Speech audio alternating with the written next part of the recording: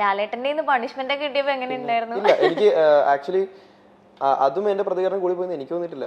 ഞാൻ ചെയ്തത് തെറ്റാണെന്ന് ഞാൻ അവിടെ അക്സെപ്റ്റ് ചെയ്തിട്ടുണ്ട്. കാരണം അതൊരു റിയാലിറ്റി ഷോ ആണ്, എല്ലാവരും കാണുന്ന ഷോ ആണ്. അതുകൊണ്ട് അല്ലെങ്കിൽ അതിൽ കാണിക്കാത്ത ഒരുപാട് കാര്യങ്ങളുണ്ട്. അപ്പൊ അതിന് പ്രതികരിച്ചത് ഒട്ടും കുറഞ്ഞു പറ്റില്ല.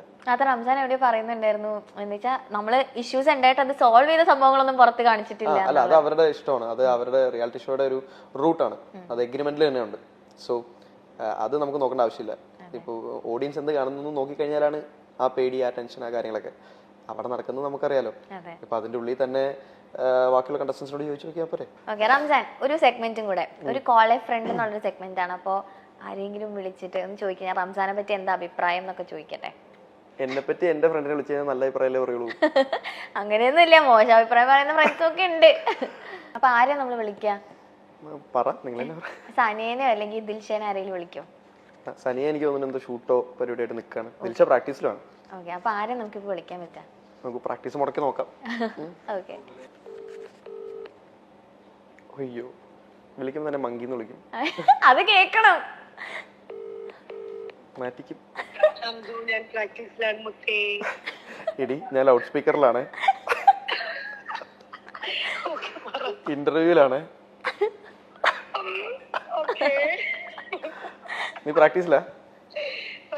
ഇവരെ കോളേജ് ഫ്രണ്ട് എന്ന് പറഞ്ഞിട്ടുള്ള ഒരു ഓപ്ഷൻ വന്നിട്ട് നിന്നെ വിളിക്കാൻ പറഞ്ഞു.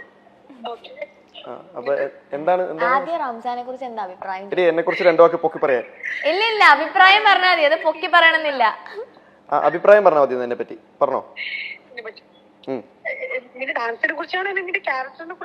മൊത്തത്തില് റംസാൻ കൊളാക്കല്ലേ, നീ എന്തെങ്കിലുമൊക്കെ പറ.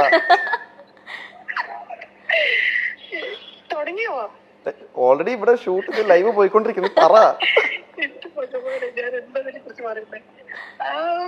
റംസാൻ എന്റെ നല്ല ഗുഡ് ഫ്രണ്ട് ആണ്. പിന്നെ നല്ല ഡാൻസർ ആണ്.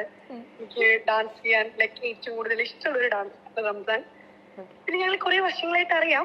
ഇപ്പം കുറച്ചും കൂടെ നന്നായിട്ട് അറിയാം. മതിയോ? ഇതിപ്പോ എന്നെ കുറിച്ചാണോ നിന്നെ കുറിച്ച്? ഹായ് ദിൽഷ. ഹായ്. അതെ, റംസാന് കൊടുക്കാനുള്ള എന്തെങ്കിലും ഒരു ഉപദേശം ഉണ്ടോ? ഒരു വലിയ ഉപദേശം അന്നൊരു 2 ഉപദേശം പറയോ റംസാന് കൊടുക്കാനുള്ള? അതിൽ ഫസ്റ്റ് ഉപദേശം എന്താന്ന് അവനറിയാം. ഒന്ന് അവനോട് തന്നെ ചോദിച്ചു നോക്ക്. അതെന്താ?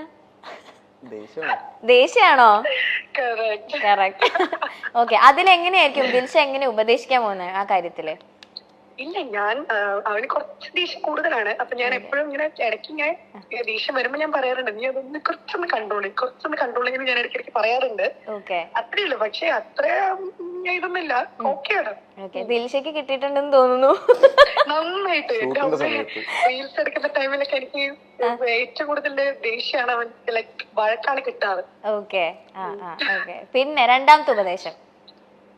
രണ്ടാമത്തെ ഉപദേശം എന്താ പറയാ?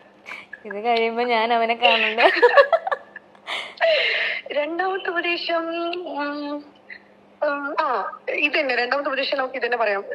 റീൽസ് എടുക്കുന്ന ടൈമിൽ കുറച്ചും കൂടെ എന്താ പറയാ, നീ ഇങ്ങനെ വഴക്ക് പറയാതെ കുറച്ചും കൂടെ നന്നായിട്ട് എടുക്കുകയാണെങ്കിൽ കുറച്ചും കൂടെ നല്ല രീതിയിൽ എക്സ്പ്രഷൻസ് ഒക്കെ ഇട്ട് എനിക്ക് നന്നായിട്ട് ചെയ്യാൻ പറ്റും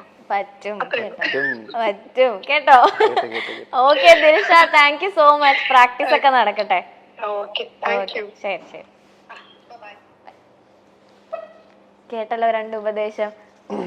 റീസൺ ഉണ്ട്, അത് ഞാൻ പറയാം. ഓക്കെ, കഴിഞ്ഞിട്ടില്ല, കഥ കഴിഞ്ഞിട്ടില്ല. നമ്മള് ഡാൻസ് ഓക്കെ, നമ്മളിപ്പോ ചെയ്തതിൽ ഒരെണ്ണം മാത്രമാണ് റൊമാൻറ്റിക് ആണ് പെർഫോമൻസ് ചെയ്തെങ്കിലും ഒരെണ്ണം കുറച്ച് ഫോക്ക് ടൈപ്പ് മല്ലിപ്പൂ നമ്മൾ ചെയ്തു. അത് അടിപൊളിയായിരുന്നു. അത് അൺഎക്സ്പെക്ടഡ് ആയിട്ട് നമ്മള് വേറൊരു ഡാൻസ് അന്ന് രാവിലെ ഷൂട്ട് ചെയ്യാൻ പോയി പാട്ട് കേട്ടു, വൈകുന്നേരം കോസ്റ്റ്യൂം എടുത്ത് അപ്പൊ ഷൂട്ട് ചെയ്ത് അപ്പൊ എടുത്തു. ആ സ്റ്റെപ്പ് ഒക്കെ ഉണ്ടല്ലോ, ഇങ്ങനെ നോക്കിയാ പോലെ പഠിക്കാൻ പറ്റില്ല. നമ്മള് അത് ഷൂട്ട് കഴിഞ്ഞു. അപ്പൊ ഇപ്പൊ റീസെന്റ് ചെയ്ത സംഭവത്തില് അത് റൊമാൻറ്റിക് പെർഫോമൻസ് ആണ്. അപ്പോൾ നമ്മൾ അത് പ്രാക്ടീസ് ചെയ്യുമ്പോൾ നമ്മൾ പറയുക ഇങ്ങനെ ടെക്നിക്കലി അപ്പോൾ തിരിച്ച് നല്ല ഭംഗിയായിട്ട് നല്ല കുട്ടിയായിട്ട് എല്ലാം പഠിക്കും. എല്ലാം നല്ല പെർഫെക്റ്റ് ആയിട്ട് കാണിച്ചു തരും.